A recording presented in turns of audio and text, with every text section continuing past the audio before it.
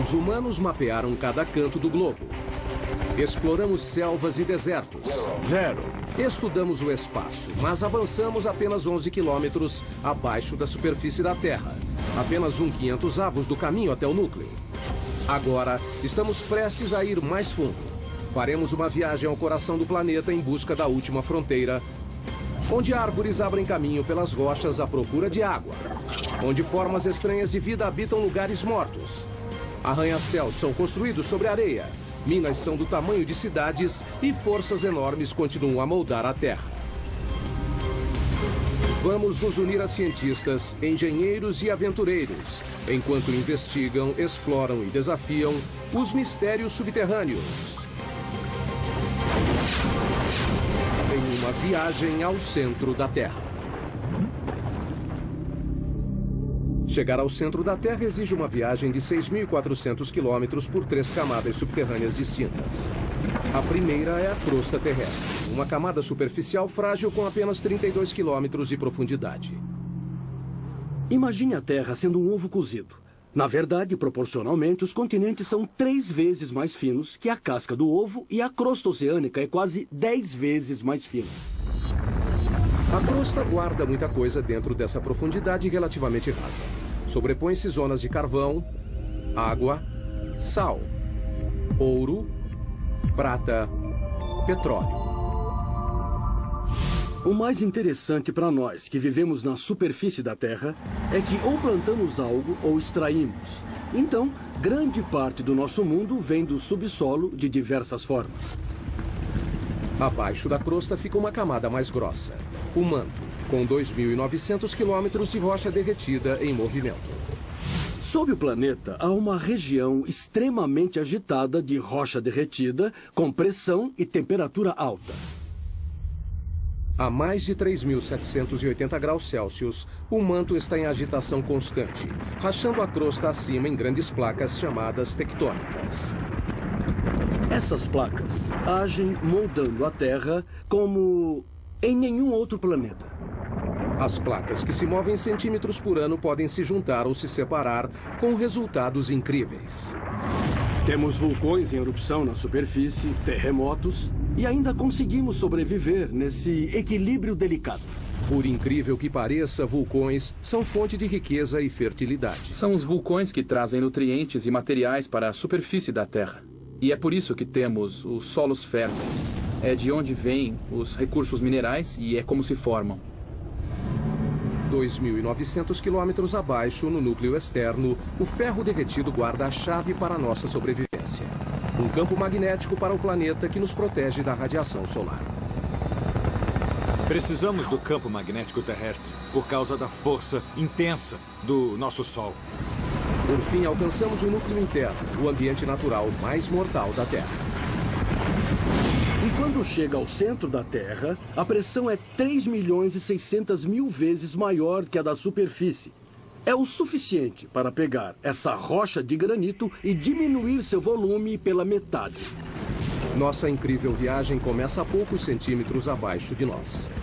Se retirarmos a camada superior da Terra, encontraremos um mundo de insetos, nenhum tão difundido quanto o da formiga. Esse ninho deve ser bem grande. Formigas construíram incontáveis ninhos sob a superfície de todos os continentes, exceto na Antártica. Dá pra ver formigas saindo por cima. Parece que algumas delas carregam larvas. Formigas existem há 120 milhões de anos. São anteriores a dinossauros como o tiranossauro. Dividiram a Terra com estegossauros e tricerátops. São 140 mil formigas para cada humano.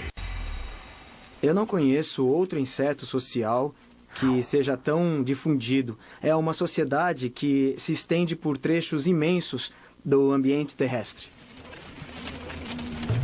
Formigas são rápidas. A velocidade delas é equivalente a um humano correndo a 65 km por hora. E são fortes. Podem levantar até 20 vezes o próprio peso, como um homem adulto levantando um carro. Mas o que mais fazem é construir ninhos. Surpreendentemente, uma tarefa crucial para os humanos. Os ninhos ajudam o ar e a água a penetrar no solo, mantendo-o fresco e fértil.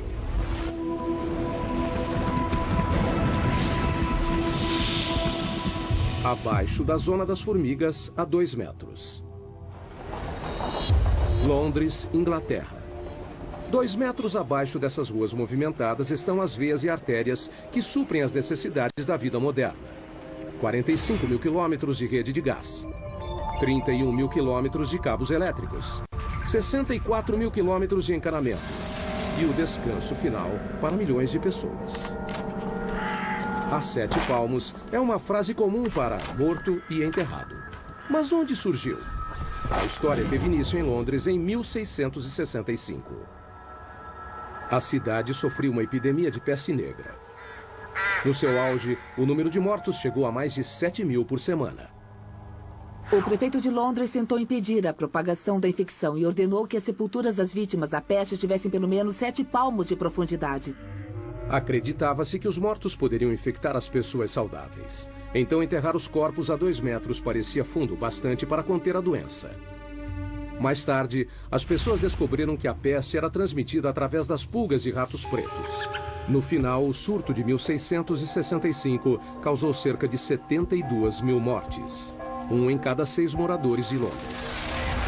A cidade foi poupada apenas no ano seguinte, quando o grande incêndio de Londres acabou com todos os ratos. Mas a tradição da profundidade da sepultura foi espalhada pelo mundo.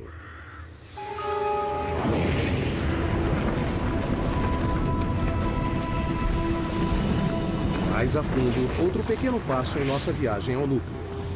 5 metros abaixo. Só há uma criatura capaz de viver nessa profundidade. Esses túneis são o lar do cão da pradaria, o maior cavador do mundo. Um animal que tem um impacto surpreendente em nosso ecossistema. Os cães da pradaria adultos têm 30 centímetros e pesam cerca de 1,5 kg, mas no subterrâneo são literalmente escavadeiras. Eles empurram a terra com a mão ou chutam a terra com as patas. E a parte mais interessante é que usam a cabeça como uma britadeira. Uma toca pode ter 5 metros de profundidade e mais de 90 metros de comprimento. É maior que um campo de futebol. E também incrivelmente complexa. O projeto incorpora um sistema de condicionamento de ar sofisticado. 2 entradas de diferentes alturas criam um vácuo parcial que puxa o ar pela entrada mais baixa e empurra para fora pela mais alta. Então, a toca é um sistema bem complicado. Eu acho que não existe outro animal que tenha um sistema tão complicado. Essas pequenas criaturas têm uma importância inesperada para outros animais. Muitos outros animais dependem dos cães da pradaria para sobreviver. Por exemplo, essas tocas têm um impacto importante no modo como a água e os nutrientes circulam no ecossistema da pradaria. A grama com elas é mais nutritiva. O terreno se beneficia com a presença de cães da pradaria. A escavação traz ar para o solo e os dejetos ajudam a fertilizá-lo. No início de 1800 havia 400 milhões de cães da pradaria, mas os fazendeiros os viam como peste e atiravam-os e envenenavam. Hoje existem menos de 100 milhões. Péssima notícia para as áreas onde vivem. Eles não fazem mais parte do ecossistema da pradaria como faziam antes, há 200 anos, porque não há número suficiente para povoarem o local e terem o impacto que precisamos. Então teremos mais corujas buraqueiras, os bisões irão se alimentar, as salamandras também. Por um lado, eles não estão ameaçados, mas o ecossistema da pradaria, como deveria ser e como era há 150 anos, esse está ameaçado. A próxima parada na nossa viagem ao núcleo é a 15 metros. Aqui, em muitos lugares do mundo, formas de vida superiores desaparecem. A Terra dá lugar a rochas. Começamos a encontrar carvão. O carvão se formou há cerca de 300 milhões de anos. Foi um processo único. O clima era mais quente e úmido do que hoje. Um grande pantanal dominava as regiões equatoriais da Terra. Com a queda de árvores e apodrecimento da vegetação no solo pantanoso, sedimentos sobrepostos foram comprimidos em rochas. Hoje, o carvão gera 1/3 da eletricidade do mundo. 7 bilhões de toneladas por ano são produzidas mundialmente. As maiores minas de carvão estão na China, Rússia e Estados Unidos. Só o estado da Pensilvânia produz 1% do fornecimento mundial. 1.500 pessoas viviam na cidade de Centralia, na Pensilvânia. Era uma pequena comunidade idílica. A gente andava de uma ponta a outra e conhecia todos na cidade. Era um jeito bom de viver. Hoje é uma cidade fantasma. Tudo por causa de um terrível acidente. Em 1962, uma queima de lixo foi iniciada propositalmente em um aterro ao lado do cemitério da cidade. Eles queriam limpar o aterro e colocaram fogo lá. Ele se espalhou por uma abertura que levava aos labirintos profundos das minas, velhas minas de carvão abandonadas que passam abaixo da Centralia. Alcançando uma profundidade de 15 metros, o fogo atingiu cerca de 180 hectares, o tamanho da Baixa Manhattan. E não parou por aí. O que alimenta o fogo é o carvão antrácito, rico em carbono e de combustão lenta. Muito bem, se olhar para a orientação da rocha, do leito de rocha, vai ver que se inclina neste sentido, indicando a tendência de um vale sinclinal. E na região do carvão antrácito, a maioria do carvão é encontrada nesse vale. Queimando a 650 graus Celsius, o ponto de fusão do alumínio, o fogo consumiu o solo e a rocha até não restar mais fundações.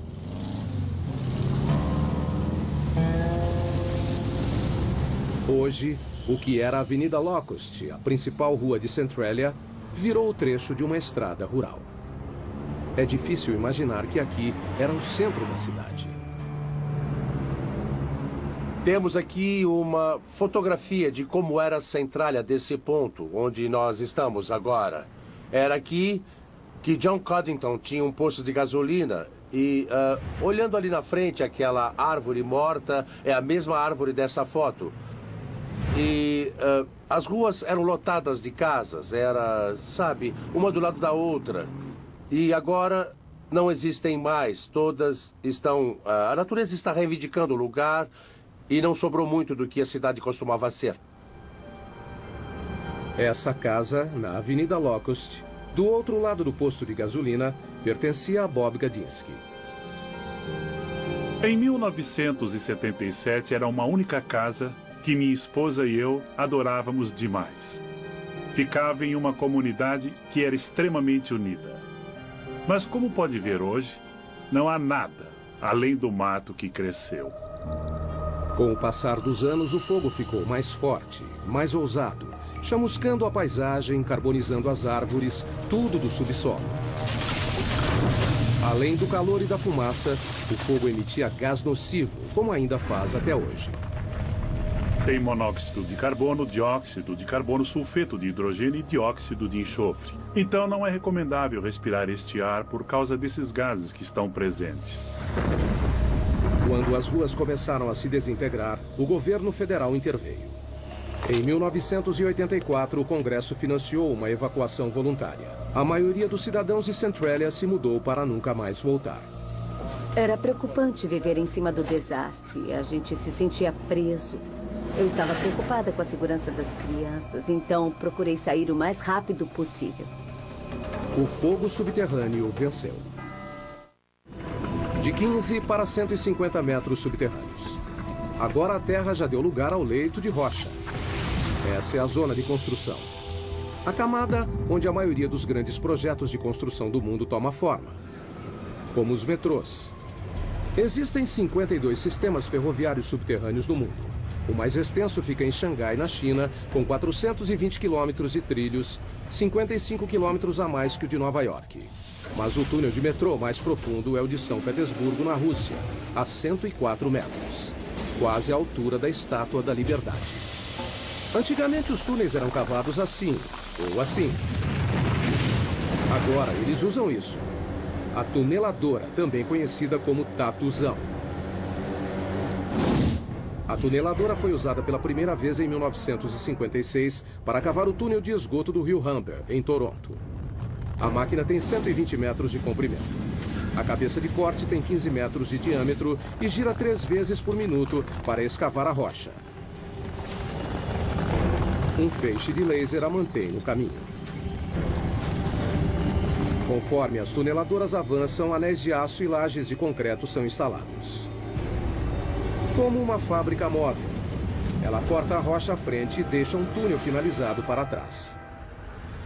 A tuneladora é o segredo por trás de alguns dos maiores túneis do mundo, como o túnel base de São Gotardo, que liga a Suíça e a Itália através da cordilheira mais alta da Europa, os Alpes. Em seu lugar mais profundo, o túnel está a 2,5 km abaixo dos picos da cordilheira. Com 58 quilômetros, é o túnel ferroviário mais comprido do mundo. A construção começou em 1996. Foram utilizadas 4 tuneladoras que perfuraram 2 túneis paralelos simultaneamente dos 2 lados, através de 24 milhões de toneladas de rocha. Demorou 14 anos, mas, em outubro de 2010, o projeto foi finalizado. Antes, os caminhões levavam 4 horas para chegar de Zurique, na Suíça, até Milão, na Itália. O túnel diminuiu o tempo de viagem em 90 minutos. O leito de rocha pode ser um empecilho para os engenheiros, que precisam atravessá-lo para construir um túnel, mas esse mesmo leito é necessário para a base dos edifícios mais altos do mundo. Nova York, cidade dos arranha-céus mais antigos e famosos do mundo. Para manter esses prédios monstruosos em pé, engenheiros ancoraram as fundações no leito de rocha, montaram uma plataforma e construíram por cima. Na verdade, o horizonte de Manhattan espelha o leito de rocha abaixo. O método de ancoragem sustenta diversos arranha-céus, incluindo o prédio mais alto do mundo. O Burj Khalifa, em Dubai, tem 823 metros de altura, com uma fundação de 50 metros de profundidade. Mas um arranha-céu pode ser construído onde não há um leito de rocha? É um desafio que os engenheiros enfrentam na próxima parada de nossa viagem. 115 metros no subsolo, embaixo de um dos edifícios mais altos do mundo, o Petronas Towers, em Kuala Lumpur, Malásia. Incrivelmente, essas imensas torres de concreto e vidro não ficam no leito de rocha, mas sim na areia. Nunca construa casas da areia. Bom, provamos que casas podem ser feitas da areia com as técnicas de engenharia certas. A construção começou em 1996. Os 2 edifícios foram projetados com 88 andares, 460 metros de altura. Cada um pesaria em torno de 300 mil toneladas. No começo, a ideia era colocar as fundações em leito de rocha, mas análises revelaram que a rocha abaixo do local de construção se curvava acentuadamente para baixo, como um penhasco subterrâneo de quase 185 metros.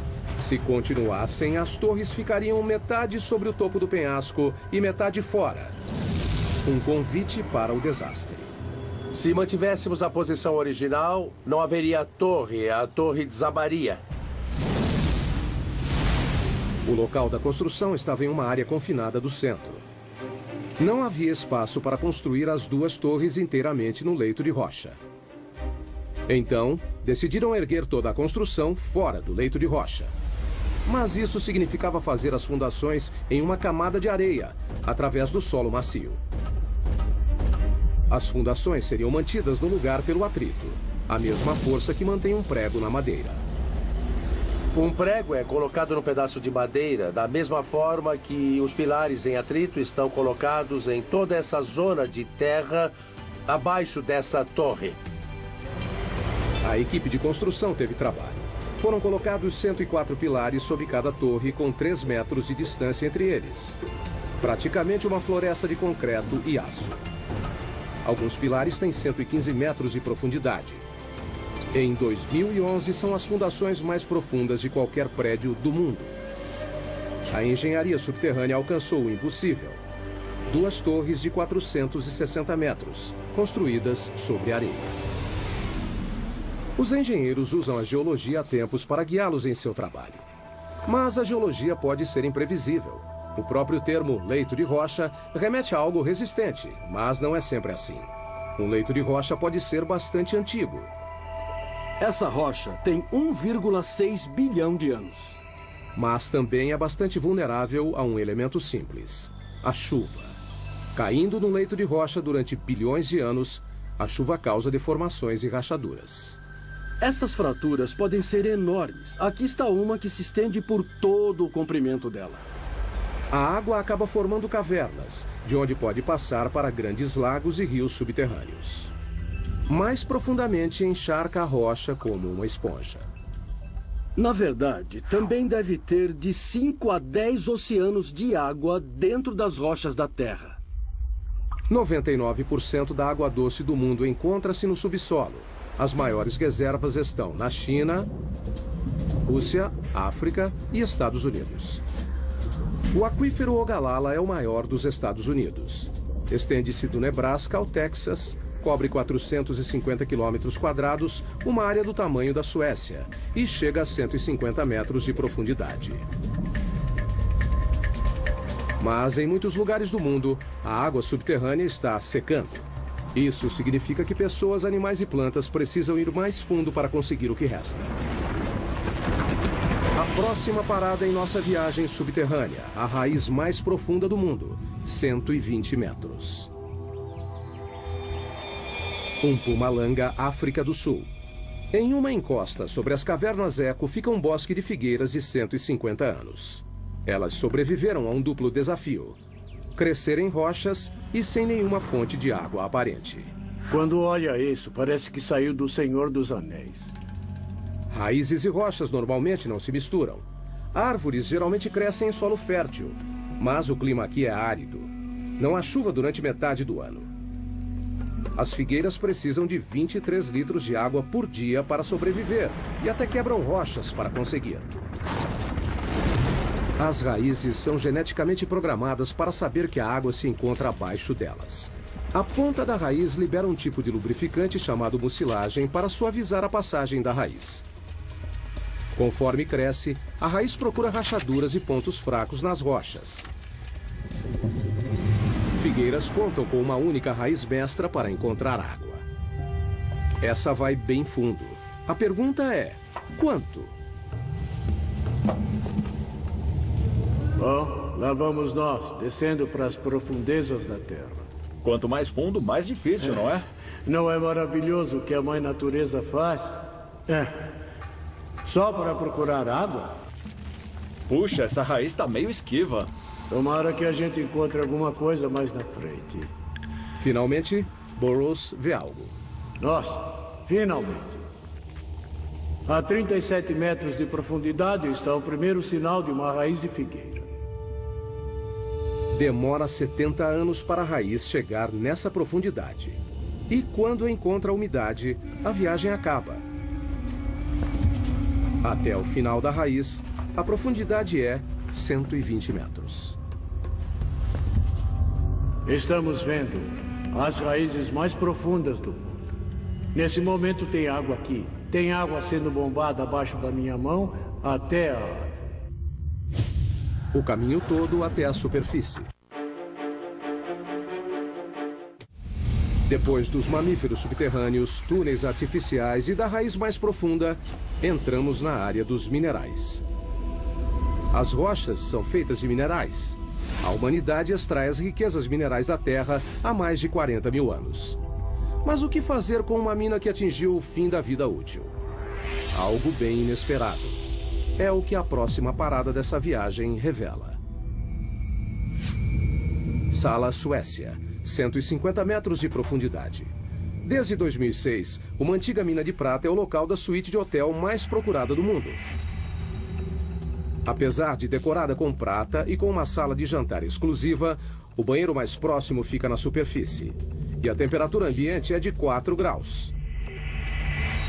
A mina de prata, que hoje abriga um quarto, foi fechada em 1908. Durante 400 anos, os mineiros cavaram 40 mil toneladas de rocha, principalmente com as mãos. No século XVI, essa era a mina mais importante da Suécia. Hoje, o legado dos mineiros é visto nos túneis e cavernas que se estendem na escuridão por 20 quilômetros. O grande interesse turístico pela mina deu a ideia da suíte de hotel. As pessoas vêm aqui só para ter uma ideia do passado. A prata existe há 4,6 bilhões, desde a origem do sistema solar. foi formada a partir de partículas minerais lançadas no espaço pela explosão de estrelas.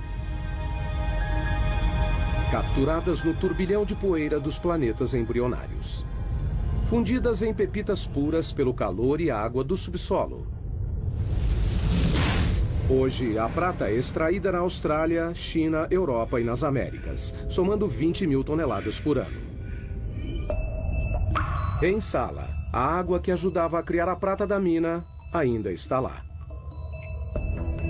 Metade da mina é cheia de água.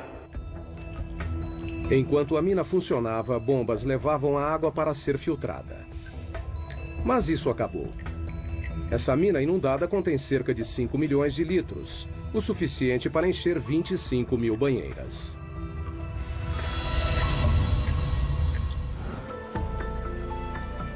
Marco e Tatia Hannistow alugaram a suíte de hotel subterrânea para comemorar o 15º aniversário de casamento. Tá certo? A ideia foi dela. Perfeito. Bom, eu queria fazer uma grande surpresa para ele. E alguma coisa especial. Vamos lá? O elevador leva 4 minutos e meio, avançando 60 centímetros por segundo para chegar na suíte de 150 metros abaixo. Marco está com dúvidas. Eu tô nervoso. Ficar embaixo da terra sozinho? Não, quase sozinho. Eu vou. Olha só, o casal chegou ao seu destino. Uau!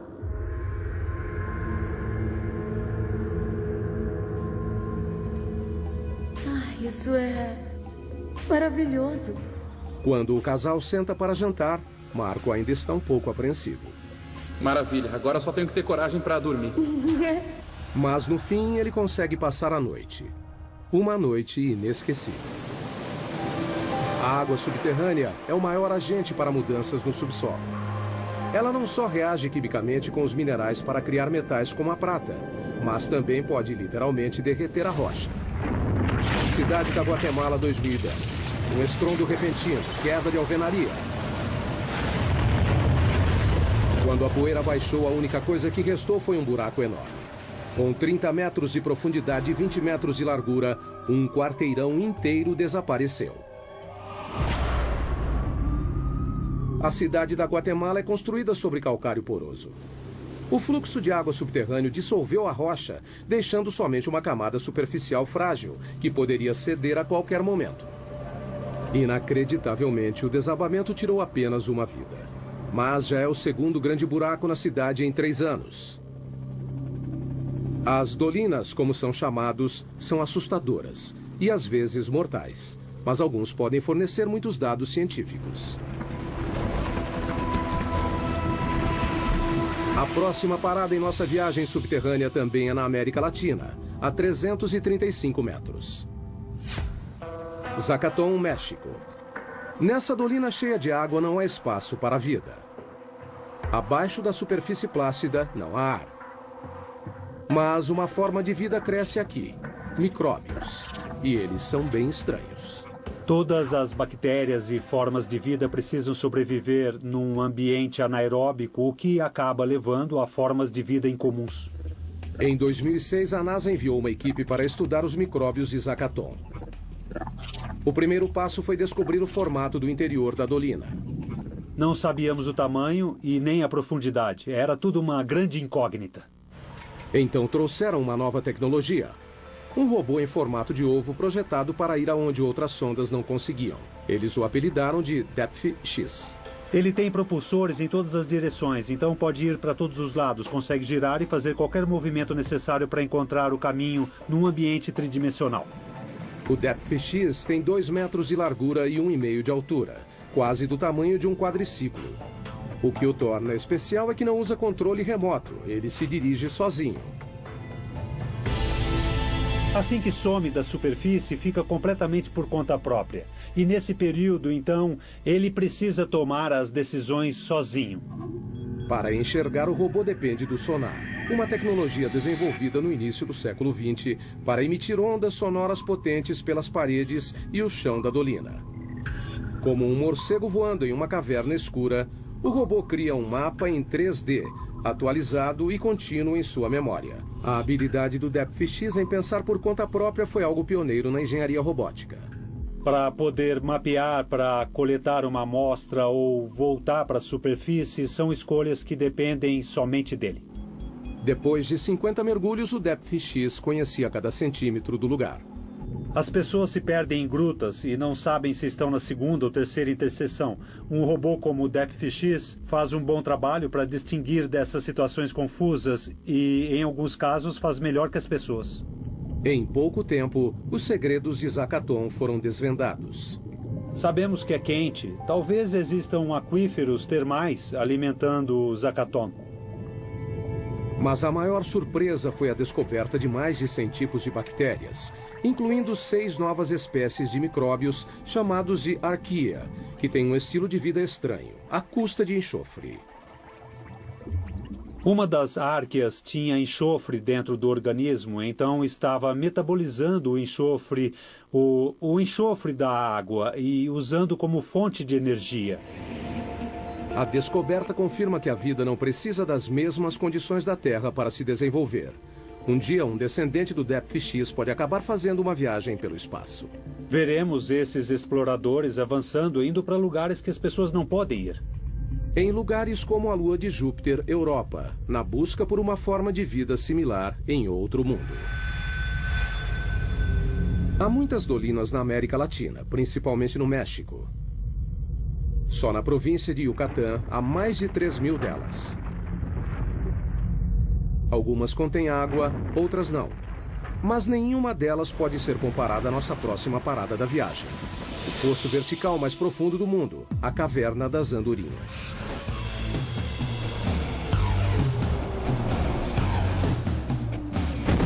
Para alguns paraquedistas, essa gruta representa um desafio único. Você vai para a beirada e olha para baixo. E quando você pula, sente a corrente de ar.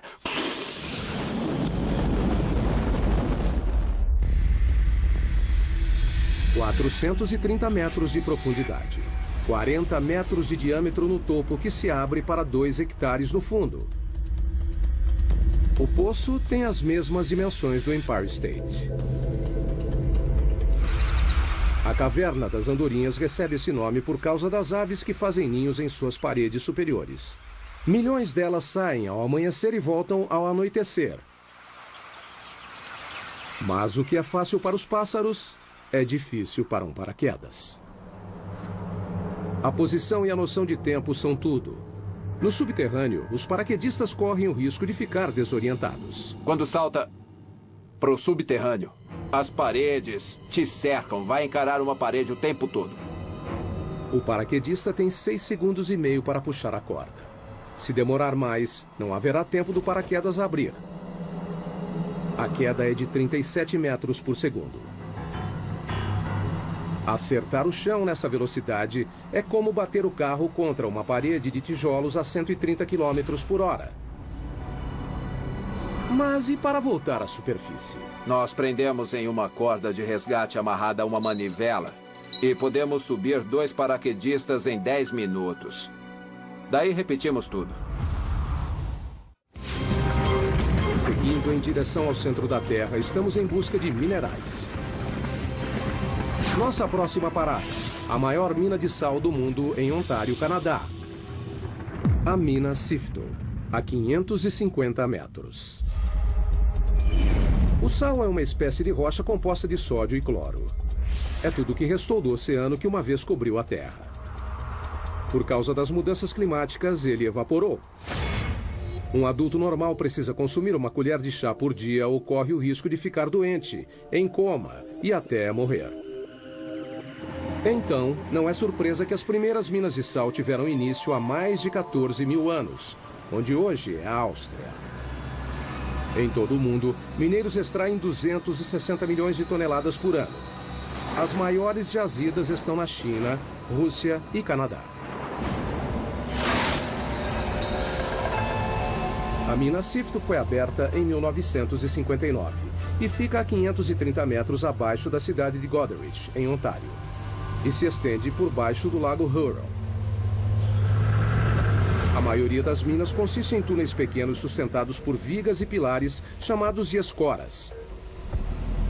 Sifto parece mais uma cidade subterrânea. Suas vastas cavernas cobrem mais de 7 quilômetros quadrados, quase o tamanho do centro de Manhattan. Tem até suas próprias lojas e escritórios. O teto baixo diz aos mineiros que estão próximos do alvo, onde estas serras enormes entram em ação. Nós escavamos túneis com 4 metros de altura e 20 de comprimento. As lâminas de 3 metros cortam as rochas enquanto giram 1.500 vezes por minuto. O ar fica denso com a poeira. O barulho é ensurdecedor, mas está prestes a aumentar ainda mais. Eles vão perfurar e explodiremos o local de 18 metros de largura por 18 de altura. São cavernas enormes.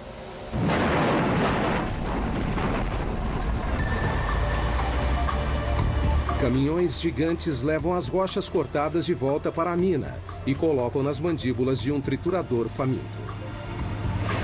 Os caminhões descarregam 10 vezes por hora, o tempo todo, 7 dias por semana.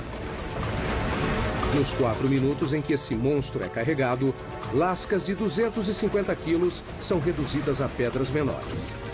Esteiras levam o sal para o silo regulador.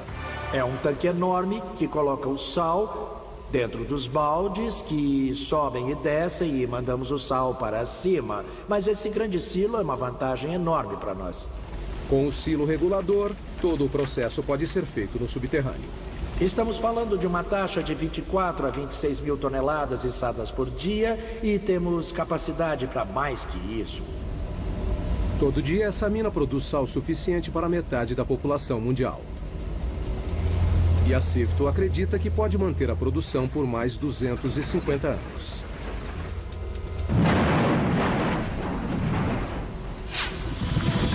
Nossa próxima história nos leva a 180 metros abaixo da mina Sifto, uma outra mina de sal em Sondershausen, Alemanha. Essa mina recebe um evento atlético diferente. A maratona mais profunda do mundo. Corrida subterrânea. Esse pessoal é louco. Correr uma maratona subterrânea é uma experiência muito diferente de correr na superfície. A gente não se sente livre. Na floresta sente o vento e todo o resto, mas no subterrâneo não. As condições são extremas. Veja a temperatura, por exemplo. A cada 18 metros abaixo da crosta, a temperatura aumenta meio grau. O motivo disso vem de 4,6 bilhões de anos, a origem da Terra. A mistura de gases e partículas em espiral que formaram o planeta incluía poeira cósmica radioativa. Depois de comprimida em rocha, sua energia radioativa foi liberada na forma de calor, que continua até hoje. Trabalhar nessas condições pode ser difícil. Correr pode ser ainda mais complicado. A uma profundidade de 730 metros, os corredores subterrâneos lidam com o calor de 27 graus. É muito quente. Parece o inferno. 40% de umidade. O ar não é muito bom. Aqui embaixo, acho que esse é o pior problema. E um percurso difícil. A corrida é executada em um circuito desigual que sobe e desce 215 metros em cada volta. Quando leva um tombo aqui, pode se machucar muito feio. Em uma maratona normal, os pés ficam 0,2 de segundo no chão. Com a fadiga, ficam mais tempo no chão. Na mina, quanto maior o contato, maior o risco.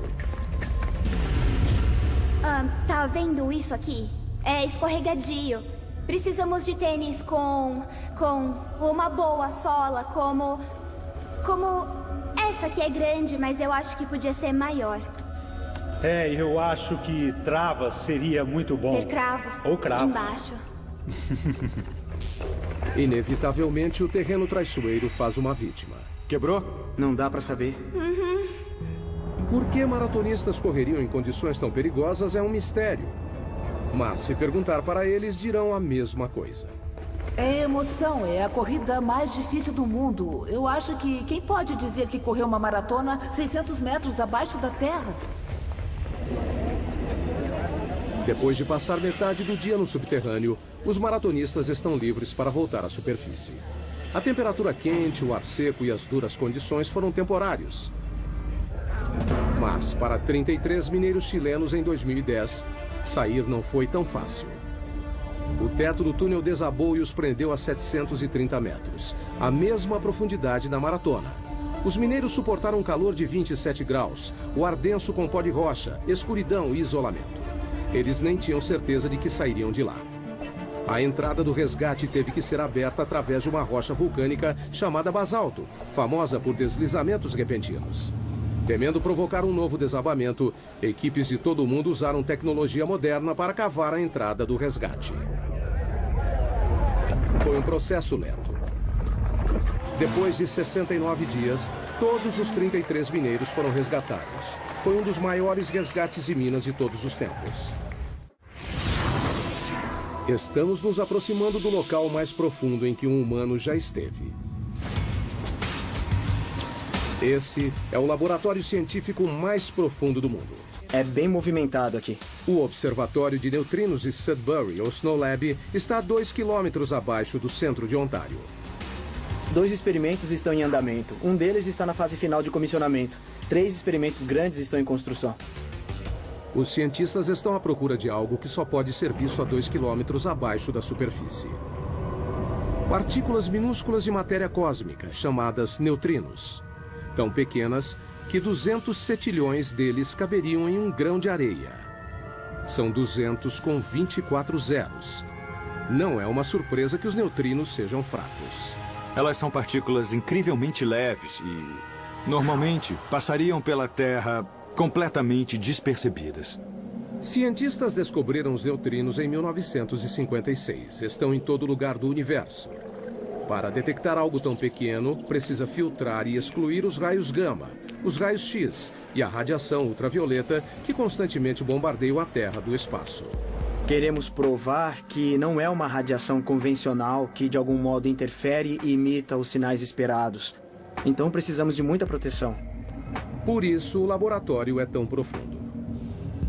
Esses raios cósmicos tornariam a medição sensível do neutrino algo impossível. Os 2 quilômetros de rocha no laboratório Sudbury reduzem esses raios cósmicos a um fator de 10 milhões. Encontrar algo tão pequeno quanto o neutrino requer equipamentos grandes. Se você procura uma partícula, precisa aumentar suas chances de vê-la. Cobrindo uma área de 7.250 metros quadrados, tão grande quanto 6 piscinas olímpicas, as câmaras e túneis interligados do laboratório parecem mais uma estação espacial ou uma base lunar do que um laboratório subterrâneo. O laboratório levou 18 anos para ser construído e custou cerca de 70 milhões de dólares. Neutrinos deixam um pequeno traço de luz quando atravessam certas substâncias. Essa caverna já abrigou 60 mil toneladas de rocha. Agora, abriga uma esfera de 12 metros, que comporta 760 litros do líquido conhecido como água pesada, uma forma natural de H2O mais sensível aos neutrinos devido ao seu grande peso molecular. O neutrino causa uma reação que gera luz, que reage com os detectores de foto. Então, dá para descobrir sua energia, direção e por aí vai. Nessa profundidade é difícil transitar pelo laboratório. O elevador desce a 640 metros por minuto. Depois tem 1,5 km de caminhada. A temperatura ambiente é de 27 graus. É quente por causa da pressão nessa profundidade. Ao redor deles, a rocha está sendo espremida a mais de 544 atms, mais de 500 vezes a pressão atmosférica na superfície. Quando fizeram o laboratório, enfrentaram um desafio: criar um ambiente subterrâneo puro. Mantemos as fontes de poeira e contaminação no mínimo absoluto graças ao esforço constante na limpeza. Na entrada, eles passam por um processo rigoroso de descontaminação para remover poeira, que pode arruinar os experimentos delicados. Isso envolve tirar tudo o que vestiu na mina, tomar um banho completo e colocar roupas limpas que nunca foi usada fora da mina. Além da poeira, as pessoas espalham detritos próprios continuamente. 600 mil partículas da pele por hora. Uma centena de fios de cabelo por dia. E qualquer uma das opções pode comprometer o trabalho no laboratório.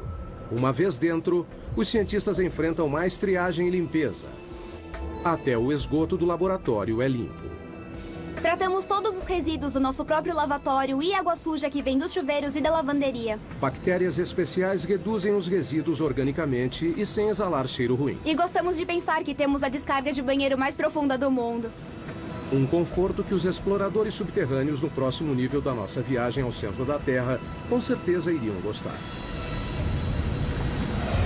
Dentro da mãe de todas as cavernas, a 2,5 km no subsolo. Esses exploradores poloneses esperam ir além do que qualquer outro explorador já foi. Eles treinam para uma descida na J2, que faz parte dos 2,5 km de profundidade do sistema de cavernas Chev, no México. O que nós procuramos é a caverna mais profunda do mundo. A erosão da água da chuva criou a J2. A descida envolve fissuras, desvios e câmaras alagadas. Passar por esse percurso subterrâneo não será fácil. Temos que continuamente treinar para conseguir isso. A descida de 2,5 km é tão profunda quanto a altura do Monte Santa Helena. Por isso, os exploradores precisam se equipar como montanhistas subterrâneos. Arnesses, cordas, grampos e capacetes. A caverna Kasprovia Nizhnia, na Polônia, tem condições similares à J2. Só não é tão profunda. O treinamento da descida começa. Conforme a equipe desce, a frequência cardíaca sobe para 140 batimentos por minuto. Os exploradores geralmente queimam 6.000 calorias por dia, quase o dobro do normal diário. A gente tem que trazer muito alimento para a caverna. Na expedição verdadeira, cada explorador carregará mais de 27 quilos de alimento para um acampamento até quase metade do caminho. Mesmo que seja cansativo carregar todo esse alimento para cá, porque estamos a pouco mais do que 1 quilômetro, é essencial, porque a gente precisa encher a barriga. Os exploradores adoram entrar no subterrâneo. Quanto menor e mais apertado, melhor. Para mim é como um parquinho. É brincar com os amigos. Mas a verdadeira J2 não é um jardim de infância. Ela contém passagens tão apertadas que até os exploradores mais experientes achariam assustadoras. Eu sou pequena, então não costumo me sair mal em lugares apertados, mas não entro em lugares muito apertados. Eu acho que odiaria isso. Para passar pelas fissuras, os exploradores precisam reunir toda a experiência e habilidade. Porque se você escorregar apenas 20 centímetros, você pode ficar preso em uma fissura.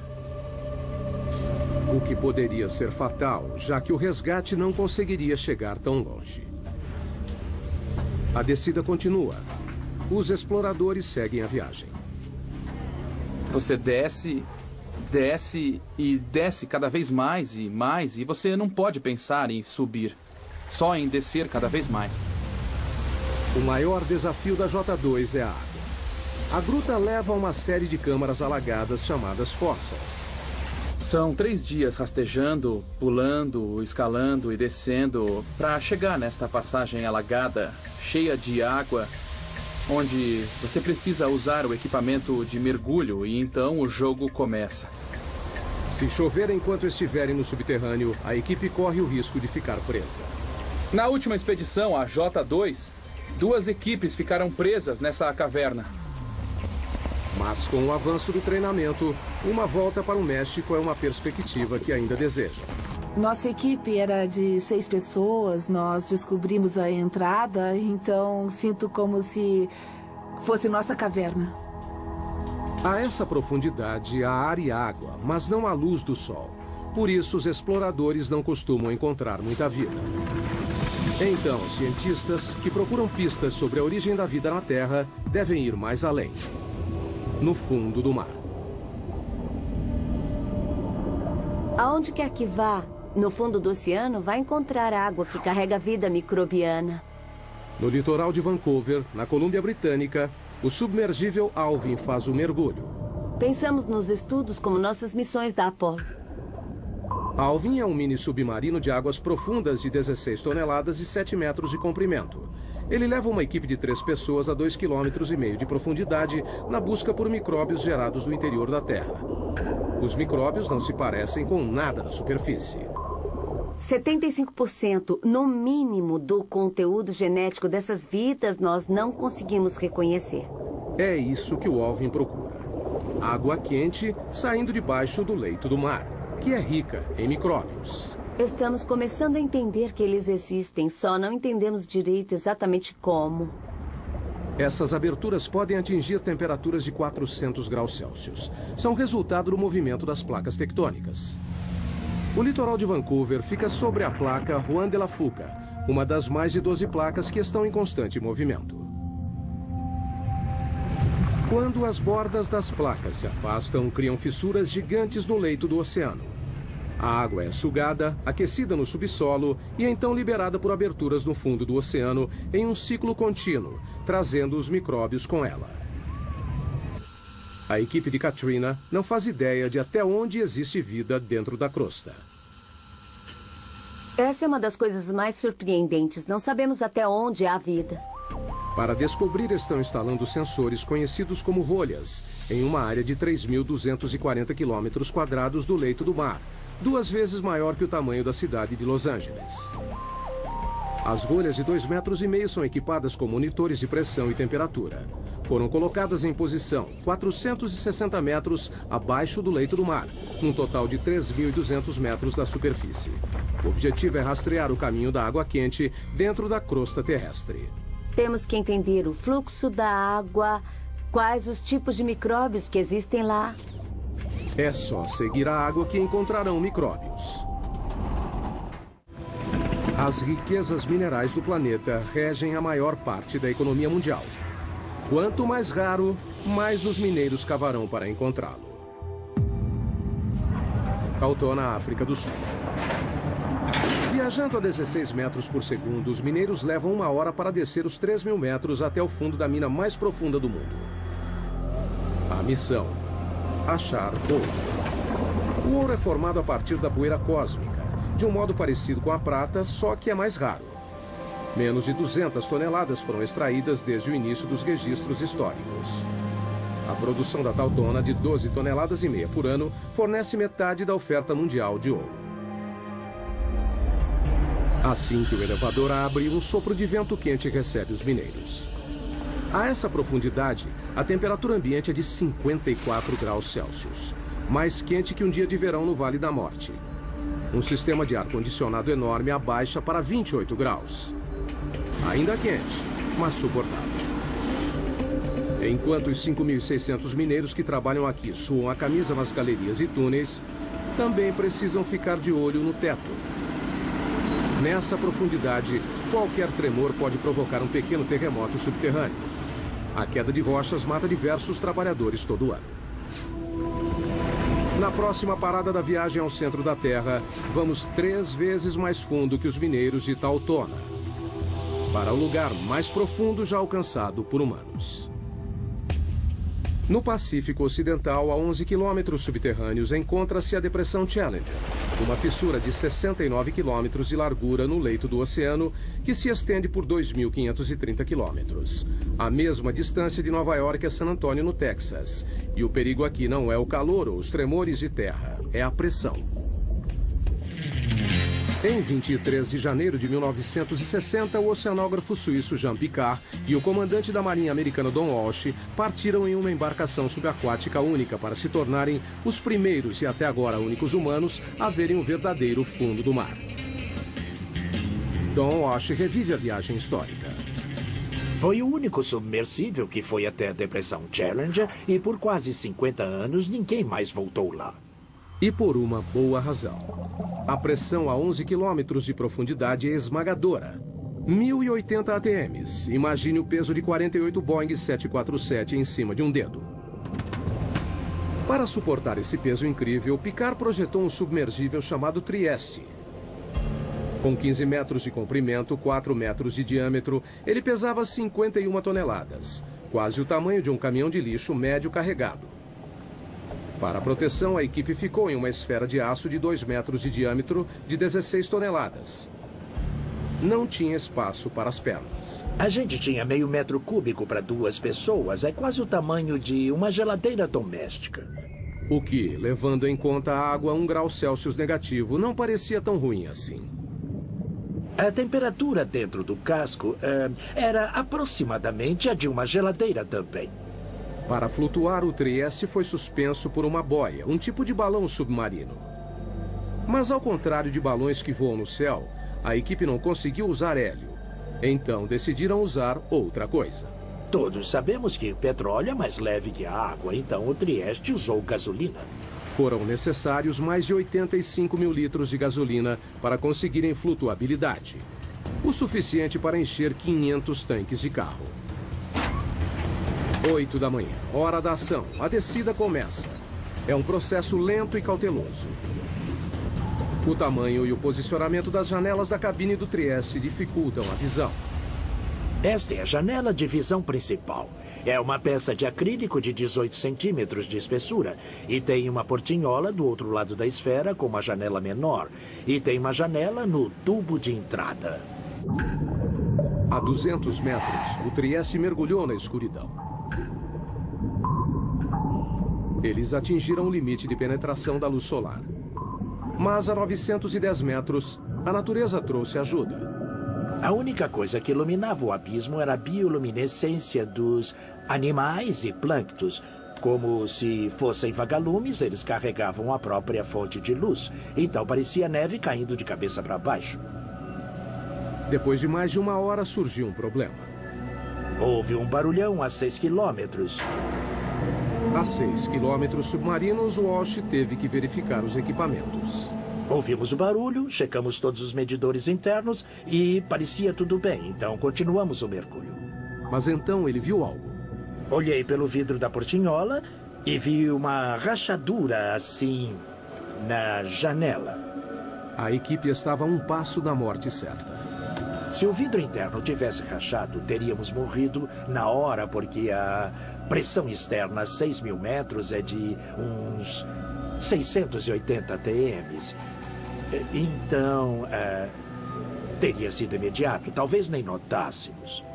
Mas a janela resistiu e eles decidiram soldá-la. Depois de quase 5 horas, o Trieste finalmente se aproximou do fundo. Walsh viu algo inacreditável. Um pouco antes de pousar, nós vimos um linguado. Animais vertebrados não deveriam viver nessa profundidade. Mas eles não tiveram a chance de investigar mais fundo.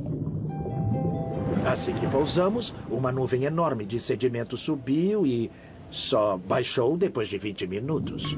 A lama do fundo do mar os cegou. Foi como estar numa tigela de leite. Eles não tiveram escolha. A gente não via nada, não dava para tirar fotos e a lama não baixava. Decidimos voltar para a superfície.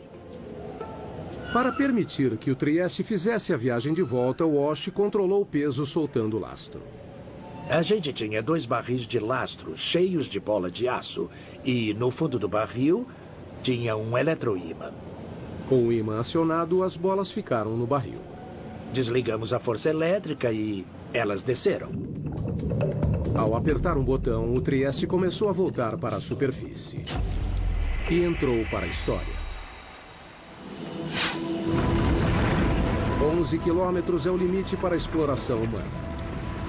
Atravessamos mais de 1/3 da crosta terrestre. Pessoas saem de cena, máquinas assumem. Todos os cientistas utilizam ferramentas para ajudá-los a explorar lugares que não podem ir. Telescópios, microscópios. Mas geólogos enfrentam um problema diferente. O engraçado é que eu não posso dizer o que existe a 30 centímetros abaixo do chão que pisamos, porque não consigo ver através da rocha. A solução parece óbvia. Perfurar a rocha e olhar. Mas é uma abordagem repleta de problemas.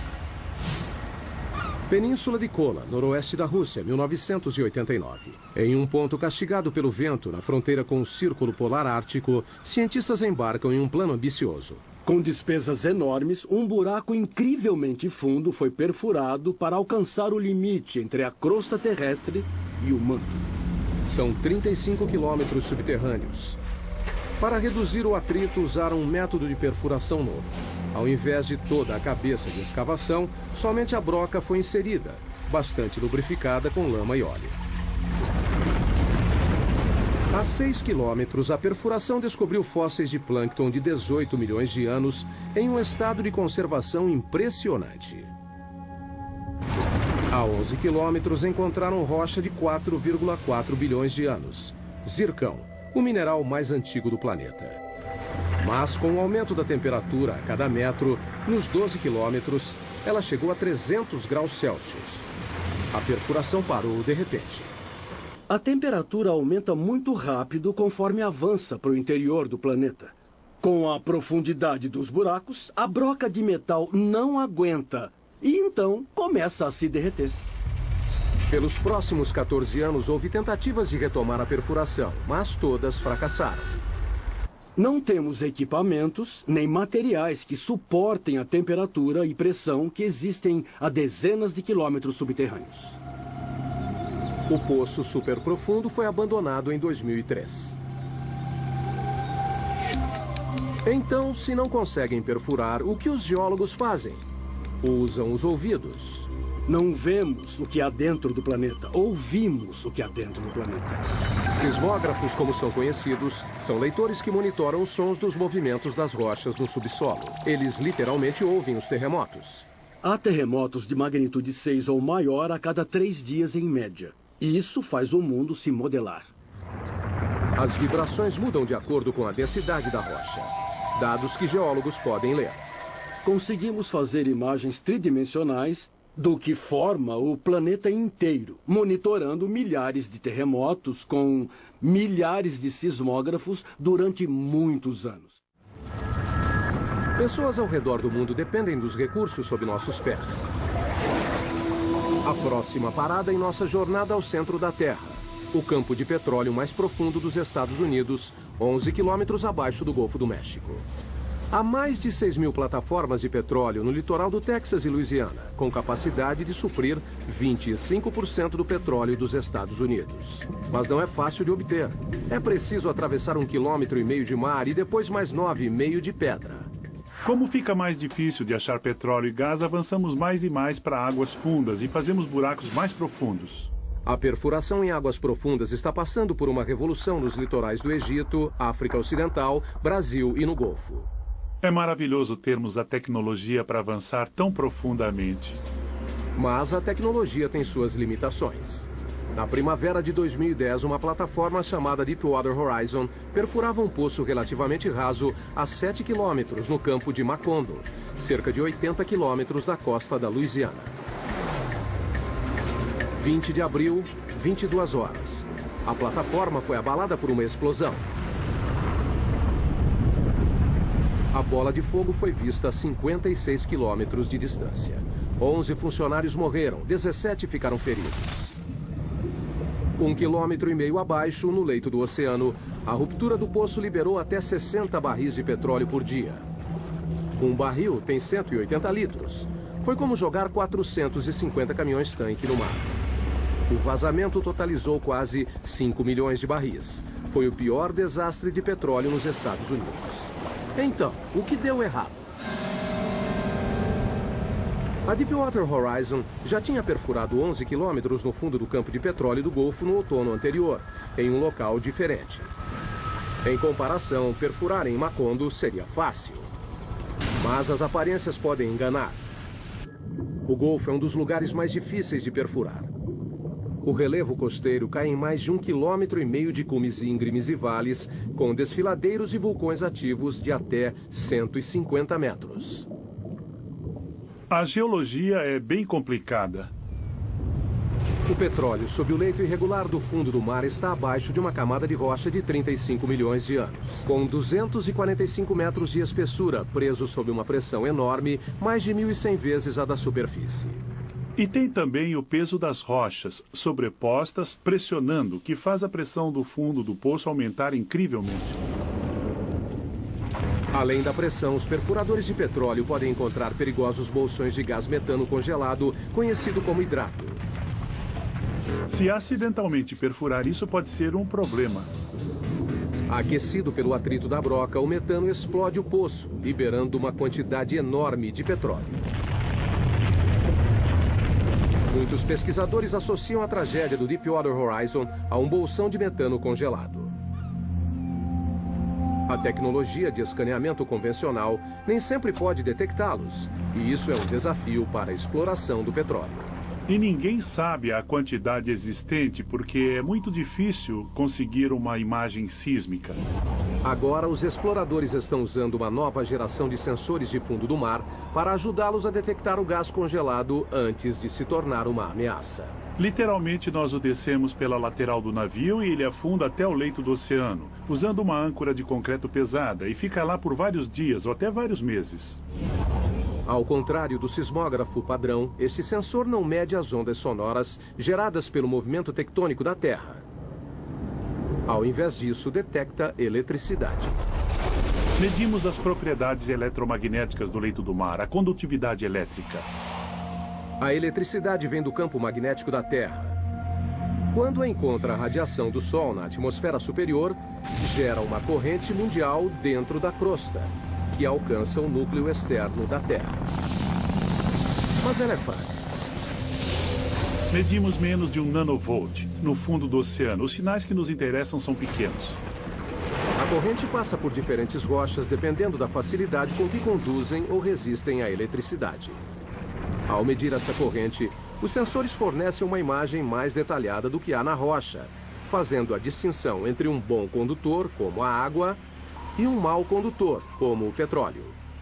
O que é bom porque gastar 100 milhões de dólares perfurando um poço de água salgada é perda de tempo. Como o petróleo, o hidrato de metano também tem baixa condutividade, mas existe a pouca profundidade abaixo do leito do mar. Para encontrá-lo, é preciso dar um choque na Terra. E é isso que esse instrumento que está na minha frente vai fazer. Eles o chamam de SUSE, da sigla em inglês para Instrumento Aquático de Energia Elétrica. Ele usa uma fonte de 2.000 volts com corrente de até 500 amperes. Um mini-raio, 5 milhões de vezes mais forte que a dose necessária para matar um ser humano. Nós descemos com um cabo de reboque atrás dos navios de pesquisa, muito próximo do leito do mar.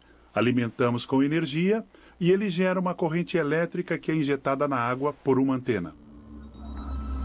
E então eles medem o resultado. Uma leitura superficial que mostra uma rocha resistente à eletricidade pode significar que ela contém bolsões de hidrato. Só o tempo poderá dizer se o escaneamento eletromagnético ajudará a reduzir os riscos de explosões em campos de petróleo submersos. Enquanto isso, a técnica está sendo cada vez mais usada por cientistas. É como examinar uma panela de sopa fervendo e ver tudo o que está acontecendo. E revela muitas coisas sobre o movimento das rochas no interior da Terra. Com as imagens de alta resolução dos sismógrafos, podemos perceber pequenos detalhes do que acontece no interior do planeta, coisa que realmente não era possível há 10 ou 20. Estamos quase na metade do caminho pela costa. Cerca de 5 quilômetros mais fundo do que qualquer ser humano já foi. Não é um lugar muito agradável. Aqui a temperatura da rocha é de 480 graus, quente o bastante para derreter vidro. A pressão é de 1.500 ATMs. E estamos à procura de terremotos. Em todo o mundo, as placas tectônicas se chocam e se curvam contínua e lentamente. Uma média de 2,5 centímetros por ano, quase a velocidade do crescimento das unhas. Mas na superfície, esse movimento pode ter um impacto devastador. Janeiro de 2010, Porto Príncipe, Haiti. Um terremoto de magnitude 7 balançou a cidade. O choque principal durou apenas 10 segundos, mas os tremores continuaram por 2 semanas. Nessa parte. Aqui, ó. No final, 230 mil mortos. Quase 300 mil edifícios destruídos. E 2 milhões de desabrigados. Foi o 4º pior terremoto da história. Terremotos têm o potencial para ser o tipo de desastre natural que é o mais catastrófico.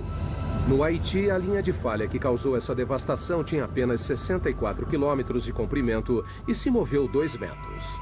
Ainda assim, os tremores desencadearam forças inimagináveis. Existe muita energia armazenada na Terra quando a onda vem até a superfície. O choque ondulou no solo como um cobertor, em ondas de até 4 metros de altura. Quando atingiu a superfície, a onda se concentrou, refletiu e então voltou. Portanto, a intensidade da onda nesse local deve ter sido o dobro. Esse é o Centro de Pesquisa em Terremotos da Universidade da Califórnia, em Berkeley. Aqui, cientistas trabalham destruindo coisas. Esses são alguns modelos de teste de colunas de canto e pode ver que estão bastante danificadas. Essas pilhas de entulho são restos de testes de laboratório. O fruto do trabalho científico para criar o edifício perfeito à prova de terremotos. Cientistas descobriram que se um terremoto acontece uma vez, ele se repetirá no mesmo local. Não é uma questão de ser, mas de quando. Simulação.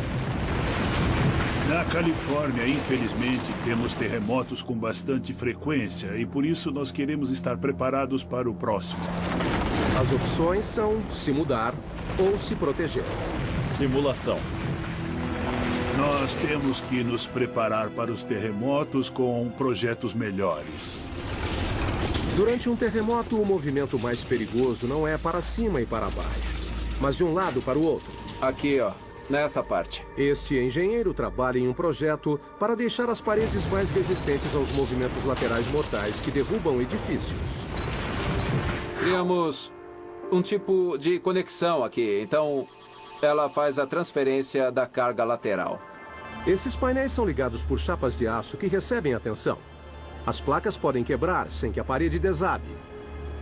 Os painéis são uma mistura de concreto e fibras de aço para os tornarem mais flexíveis e menos quebradiços. Foram projetados para serem danificados. A equipe de Berkeley usa uma variedade de equipamentos para submeter novos projetos a lentos processos de destruição. Este enorme bloco de concreto tem 8 metros de comprimento e 7,5 de altura. Pesa 300 toneladas. Há muita energia latente presa em toda essa estrutura. Quando esses 4 cilindros hidráulicos empurram o bloco, eles transferem a energia para as estruturas em teste. Nesse caso, as estruturas são as colunas e vigas semelhantes à de um arranha-céu. Ninguém sabe qual será o resultado. É a primeira vez que testamos algo desse tipo. O objetivo é levar tudo ao limite. O edifício é empurrado em uma direção e as vigas são giradas contra as colunas. O aço curvou, mas a estrutura sobreviveu. Um começo promissor para esse projeto. Mas a única maneira de ter certeza que a estrutura se manterá durante um terremoto é fazer um acontecer. Essa é uma mesa vibratória. A mesa vibratória nos dá a possibilidade de provocarmos um terremoto. Como o nome sugere, as mesas vibratórias atingem réplicas de prédios com tremores em escala real.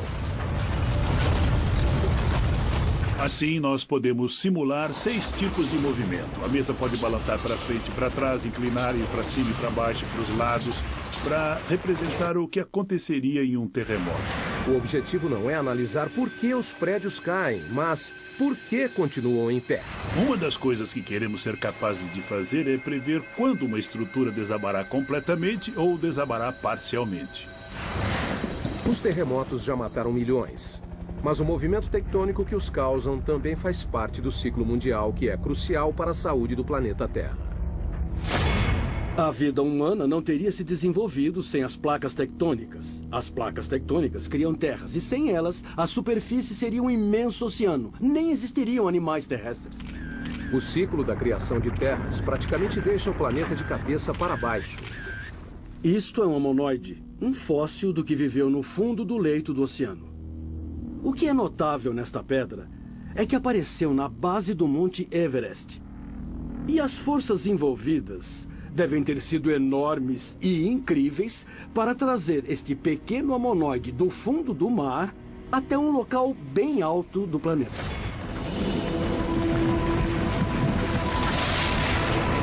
E a fonte dessas forças estão mais abaixo das placas tectônicas.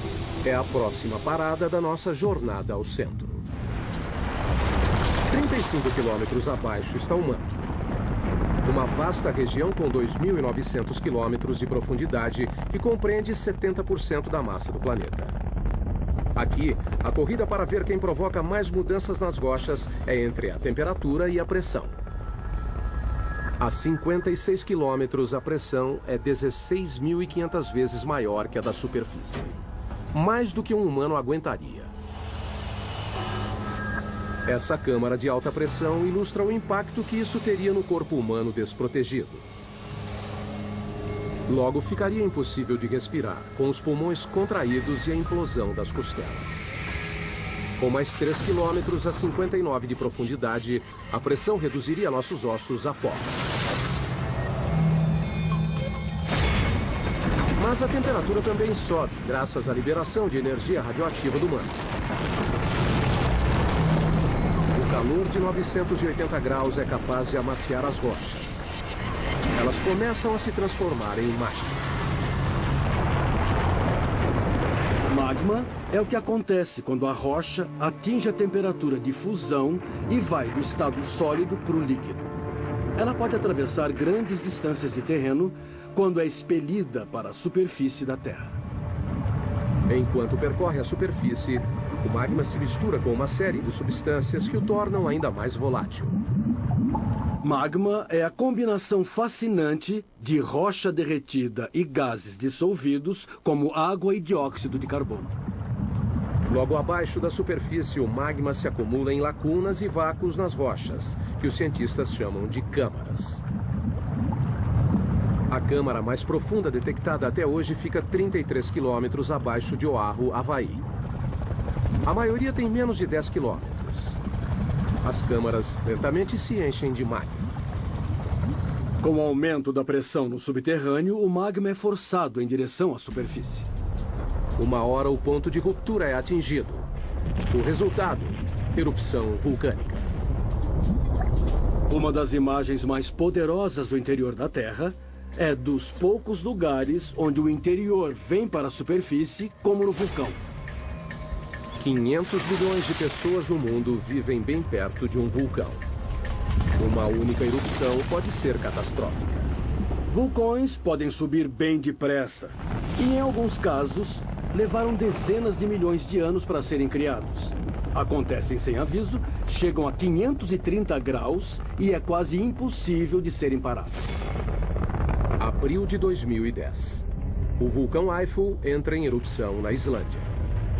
Liberou 99 milhões de metros cúbicos de cinzas, o bastante para encher 40 mil piscinas olímpicas. Uma nuvem de cinzas de 9 quilômetros foi para o ar.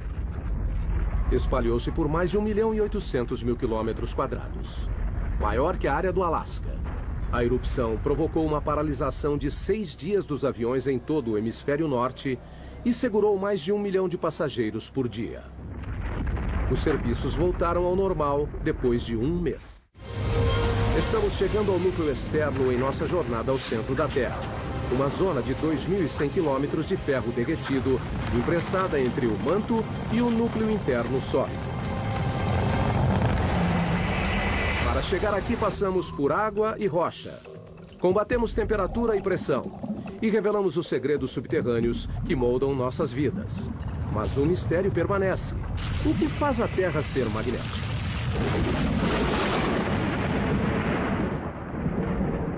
O campo magnético da Terra se estende por 72 mil quilômetros no espaço.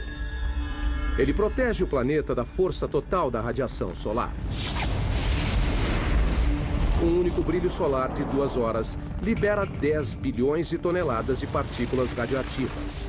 Energia suficiente para abastecer os Estados Unidos por 10 mil anos ou evaporar nossa atmosfera.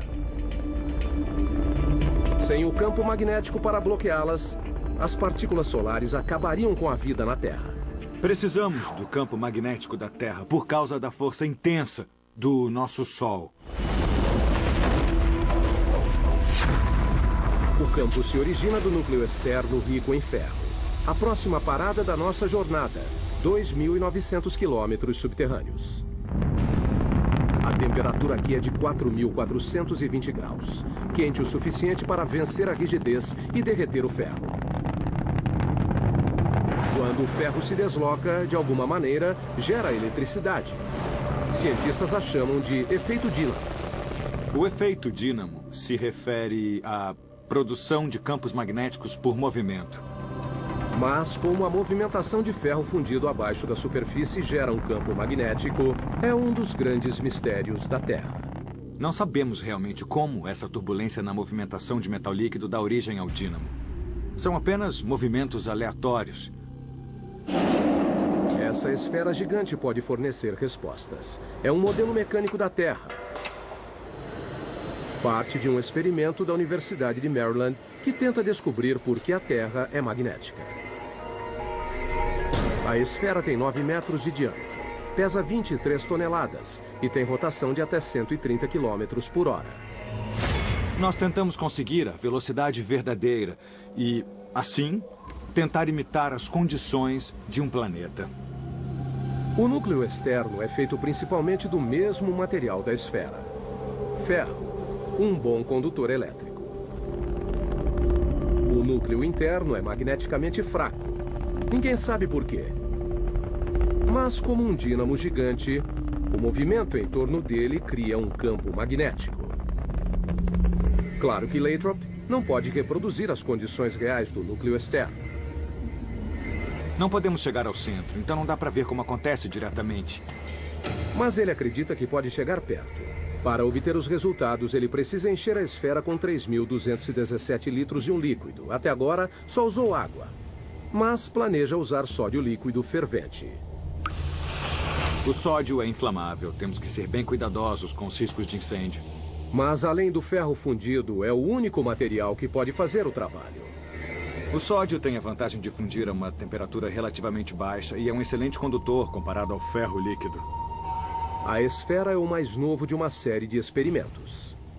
Começamos a construir experimentos do tamanho da mão, depois de uma bola de basquete, depois, sei lá, bolas de ginástica. Esse foi o maior até hoje. Mas até agora, assim como o campo magnético da Terra, o resultado do experimento ainda é uma incógnita. Nenhum dos experimentos anteriores geraram o próprio campo magnético, mas temos todos os ingredientes necessários para conseguir o dínamo.